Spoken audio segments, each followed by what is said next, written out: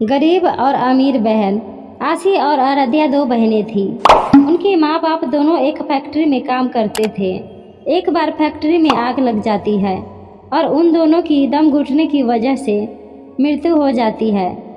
आशी सबसे बड़ी और आराध्या सबसे छोटी थी। आराध्या रोती है और कहती है कि अब हम क्या करेंगे, तो उसकी बड़ी बहन रोती हुई कहती है कि मैं हूँ, तुम्हें कभी माँ बाप की कमी महसूस नहीं होने दूंगी। आशी उस समय 17 साल की और आराध्या 13 साल की थी। आशी ने सोचा कि वह आराध्या को पढ़ा लिखा कर कुछ बनाएगी और उसके लिए उसने अपनी पढ़ाई तक छोड़ दी। आशी को एक दिन उसकी माँ की अलमारी में कुछ रुपए मिले, पर उसने कहा कि इतने पैसे से आराध्या की पढ़ाई नहीं हो पाएगी, तो वह रात को घर में लिफाफे बनाने का काम करने लगी। समय बीतता गया। आराध्या स्कूल से कॉलेज आ गई। कुछ दिन बीते, फिर एक दिन आराध्या जतन नाम के एक लड़के के साथ अपने दीदी के पास आई। दीदी, इनसे मिलिए, ये मेरा दोस्त जतन है। जतन कहता है, आराध्या तुम इतने छोटे से घर में रहती हो, इससे बड़ा तो हमारा बाथरूम है। फिर आराध्या बोलती है कि जतन, मैं शादी के बाद तुम्हारे साथ ही तो रहूँगी। ये सुन के आशी देखती रह जाती है। फिर आराध्या कहती है, मैं तुम्हारे साथ हमेशा इस गरीबी में रहूं। जतन कहता है, हाँ दीदी, अगले महीने हम शादी कर ही रहे हैं। आशी ये सब सुन के रोने लग जाती है और वह अपने दोस्त कार्तिक के पास जाती है। वो उसका अच्छा दोस्त होता है, जिसे वह सब बात बताती है। आशी ने ये बात कार्तिक को बताई।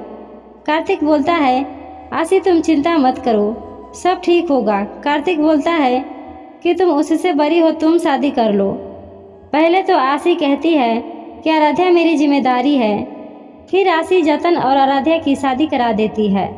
आशी अपनी सारी कमाई लगा देती है अपने लिए। अब उसके पास कुछ नहीं बचा था। शादी के बाद आराध्या का व्यवहार बदलने लगा और उसे पैसे का घमंड होने लगा कि जतन बहुत अमीर था। फिर एक दिन कार्तिक और आशी मिले और कार्तिक ने आशी को कहा, आशी, अब आराध्या ससुराल चली गई, अब तुम्हारा कर्तव्य भी पूरा हो गया, क्या अब तुम मुझसे शादी करोगी? आशी ने हाँ कह दिया और वो दोनों शादी कर लेते हैं। कार्तिक बहुत गरीब था। वह एक प्राइवेट ऑफिस में काम करता था। कार्तिक के मम्मी पापा बहुत बूढ़े हो चुके थे।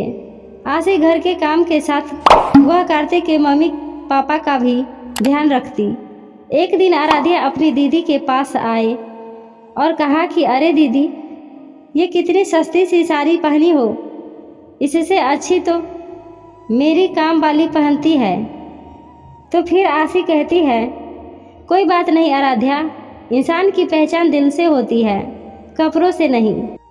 आशी ज़्यादा पढ़ी लिखी तो नहीं थी, इसलिए वो नौकरी तो कर नहीं सकती थी। फिर उसने बहुत सोचा और उसने अपनी मन की बात कार्तिक को कही और आशी ने कहा कि कार्तिक, मैं खाना बहुत अच्छा बनाती हूँ, क्यों ना यही काम शुरू करूँ, क्या तुम मेरी मदद करोगे? तो कार्तिक कहता है, ज़रूर करूँगा। आशी, तुम मेरी पत्नी हो, मैं तुम्हारा हमेशा साथ दूंगा। आशी ने खाना बनाने का काम शुरू किया।